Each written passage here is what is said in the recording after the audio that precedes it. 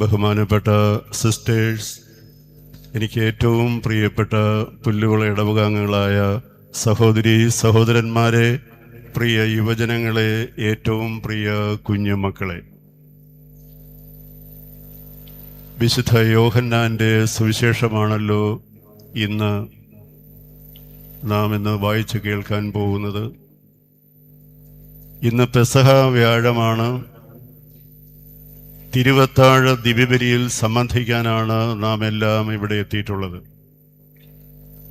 വിശുദ്ധ യോഹന്നാൻ വിവരിക്കുന്നത് പോലെ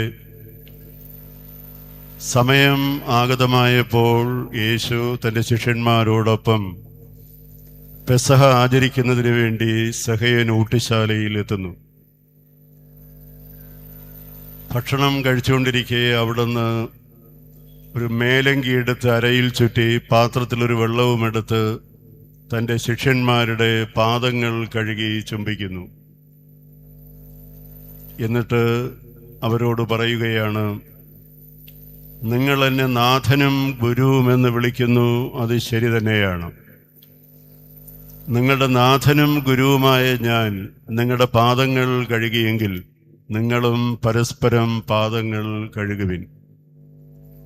ഒരു പുതിയ കൽപ്പന ഞാൻ നിങ്ങൾക്ക് നൽകുന്നു, പരസ്പരം സ്നേഹിക്കുവിൻ.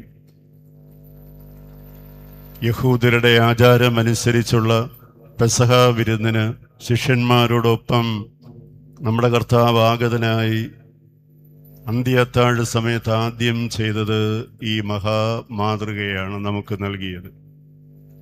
അതോടൊപ്പം ഇന്ന് നാം അനുസ്മരിക്കുന്ന ഏറ്റവും വിശിഷ്ടമായ 2 ദിവ്യമഹാസത്യങ്ങൾ കൂടെയുണ്ട്.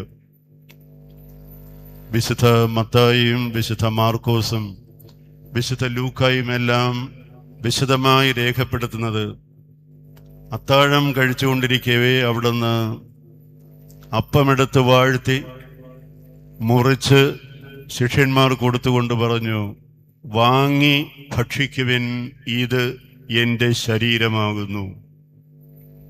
അപ്രകാരം തന്നെ കാസ് നിറഞ്ഞ പാനപാത്രമെടുത്ത് വാഴ്ത്തി ശിഷ്യന്മാർ കൊടുത്തുകൊണ്ട് പറഞ്ഞു, ഇത് പുതിയ ഉടമ്പടിയിലെ എൻ്റെ രക്തമാണ്, നിങ്ങളിത് പാനം ചെയ്യുവിൻ.